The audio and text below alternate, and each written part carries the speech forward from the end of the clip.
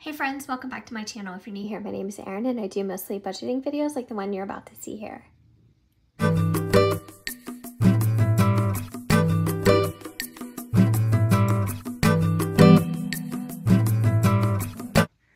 Okay, in today's video, we're gonna stuff some cash envelopes. In the next video that you see after this, you are going to be getting my September budget kit. So if you've been waiting for that, it is definitely coming.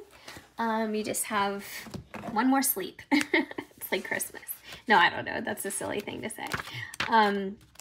But I know that some people have been waiting for it because you like to get a jump start on your budget, and I am the exact same way. So I get it, and I've been wanting to start, filling mine out and plotting some things out as well. So it is, it's kind of just in time. Around this time of the month, I'm like kind of getting antsy to, get started and figure out what my next month is going to look like. So, we have some cash stuffing to do, and my nails, they're awful, guys. I'm so sorry. It's really, really sad. But we have some cash stuffing to do. So we have 1, 2, 3 binders to fill. And then we're gonna get started with the money that I got from the bank. So as you can see, my cash breakdown form is in here. So again, it's just so handy, and I'm so glad that I have these. These are linked in my Amazon storefront. So according to what's here, and my nails, I know I have hangnails. They're stained because I polished them without base coat. I'm so sorry. I'm really going to do something about it. I know it's not fun to watch. But anyways, so I had to get 5 $7 bill, 7 $5 bills. Can you imagine if there's a $7 bill? How random. 3 $10 bills, 4 20s, 7 50s, and 4 100s. So what we're stuffing today is part variable and it's part sinking funds. And I have an asterisk highlighted in front of everything that I needed to get cash out for. So here we go. All right, so the first thing I'm gonna do is count the money up, and then we will put it into the dividers. So we should have $8.95. So we have 1, 2, 3, 4, 51, 52, 53, 350. So that is $7.50, 7.70, 7.90, 8.10, 8.30, 8.40, 8.50.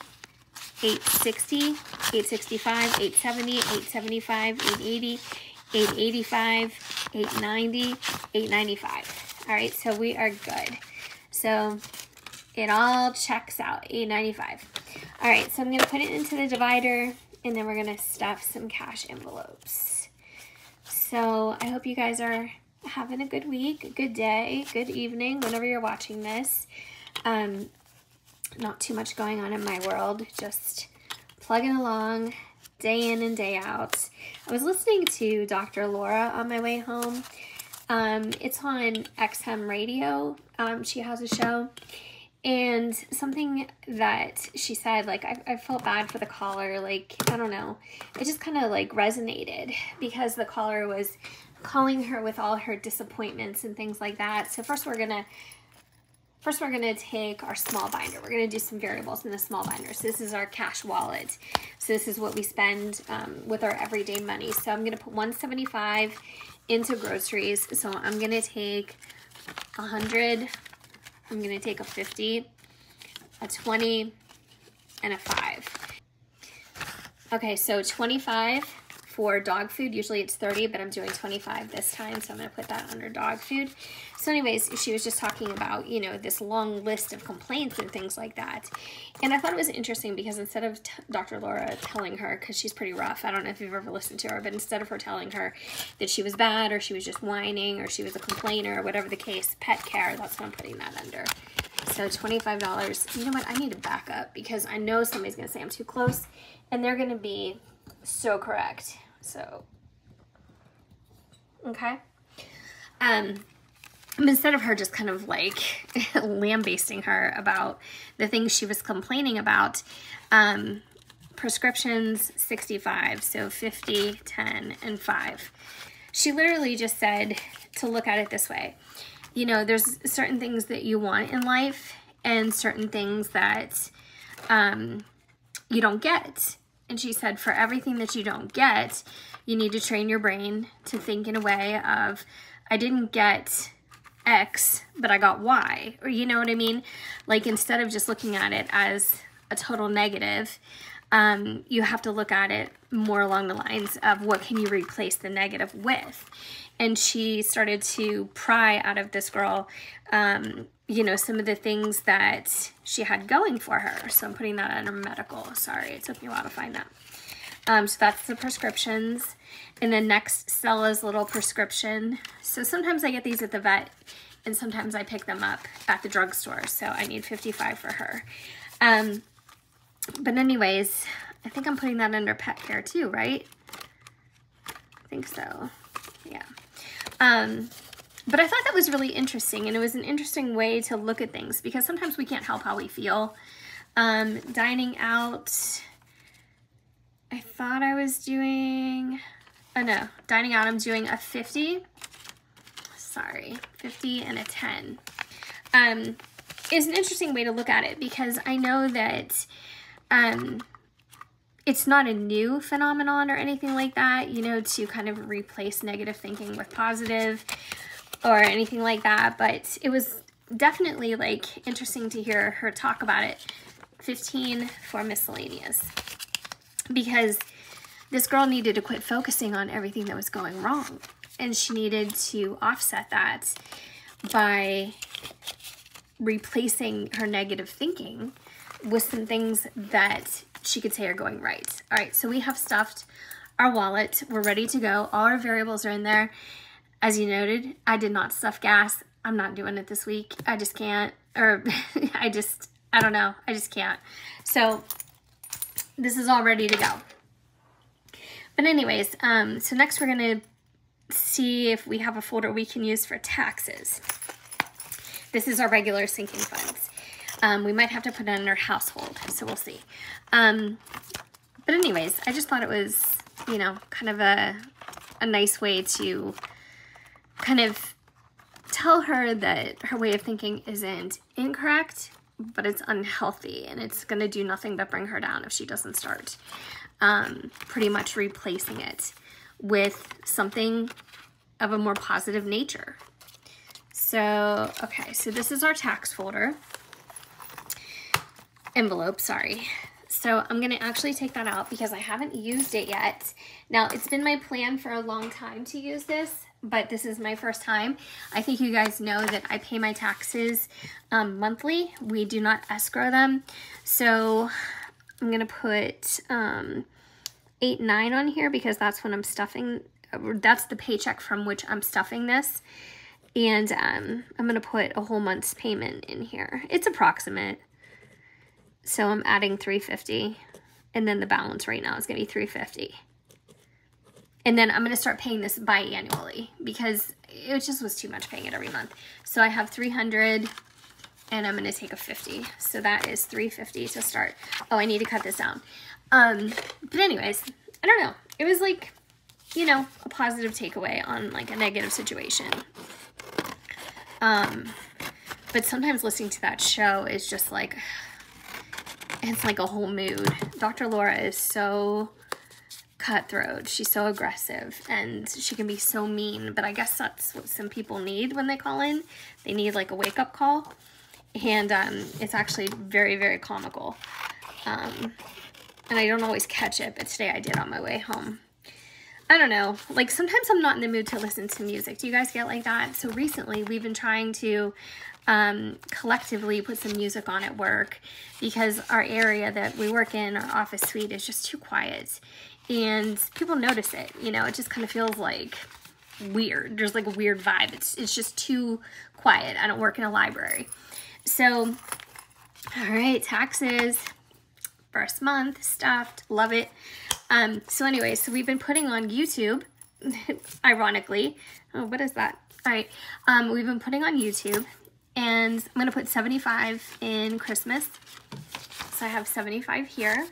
So I'm getting, hello, get out the right binder. So we've been playing like smooth jazz, beach backgrounds, or I don't know, like it's always some kind of smooth jazz, and the background varies. So the background has been lately like city background. So you can just plug that into YouTube, and then a city pops up, city scene. Maybe it's New York or Tokyo or I don't know, London or somewhere like that. Somewhere it's a nice backdrop, and it'll just play live music all day. And so we've been doing that at work, and I love it. I think it's great. And so I'm adding 75. Okay, so let me write that down first. And typically that's totally my vibe. I love jazz. Some people call it elevator music, but I don't care. It's just relaxing, and backdrops like that are very relaxing. So 275 plus 75 is going to be 350. And, but anyways, long story short, my point with that is lately when I've been getting in the car, I just don't want to listen to any more music. Like I'm done. And, so I'm looking for something like talk radio. And sometimes like, okay, let's count, make sure we have 350. So we have 100, 253, 20, 40, 345, 350. Sometimes I listen to Dave Ramsey, but I think he's mostly on in the morning. Sometimes I'll catch him though. And they take callers, and it's always people with like these, you know, crazy budget issues, or he'll have people on there that are just like success stories, and they just want to like feature like what they did right.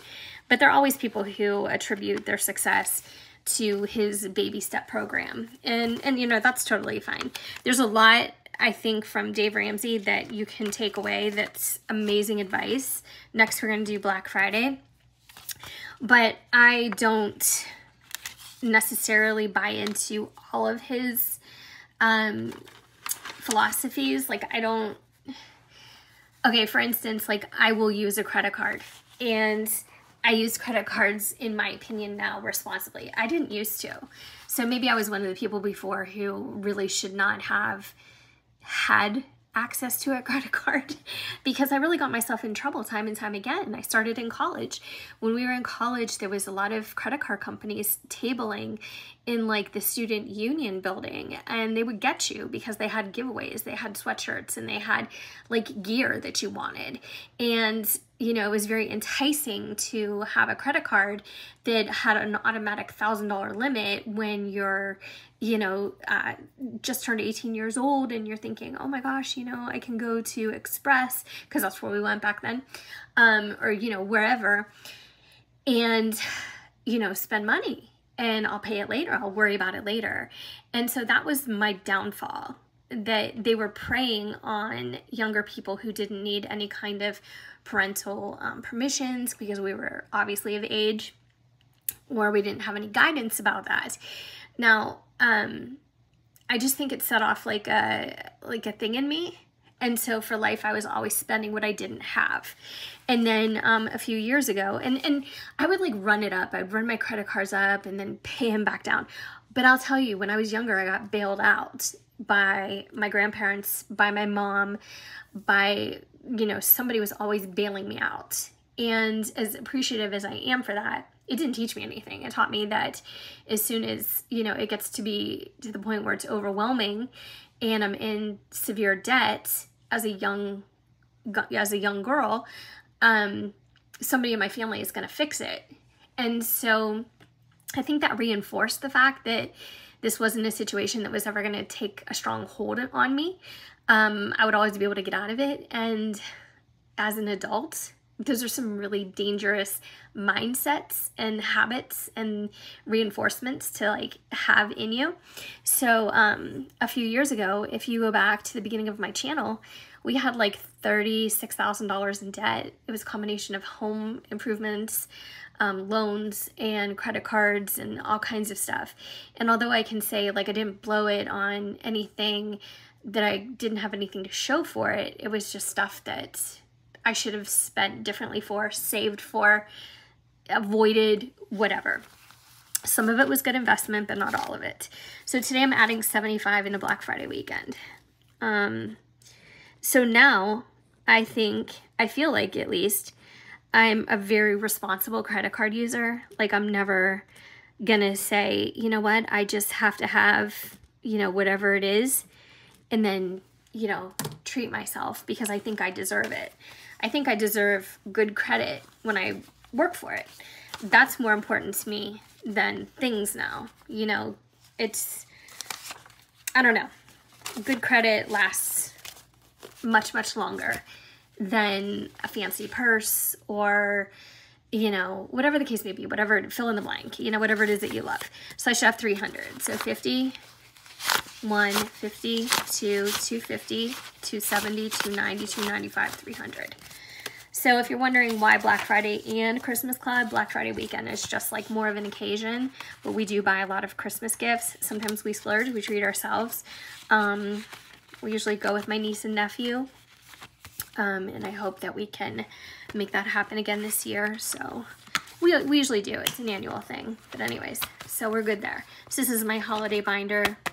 And I think when I get a little bit closer to the holidays, what my plan is, I'm going to insert more envelopes, and I'm going to start to really get down to the nitty-gritty of my categories, like work gifts, gift exchanges, friend gifts, family gifts. I want to get very like to the specifics with how I organize the money for the holidays. And that's not really something I've done before in an envelope system, but that is what I want to do.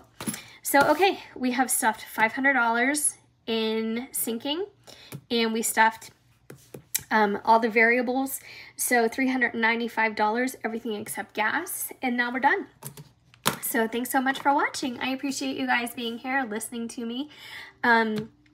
And yeah, if you're interested in getting a budget kit, just stay tuned because I have September's coming for you, and I hope you love it as much as I do. I'll see you next time.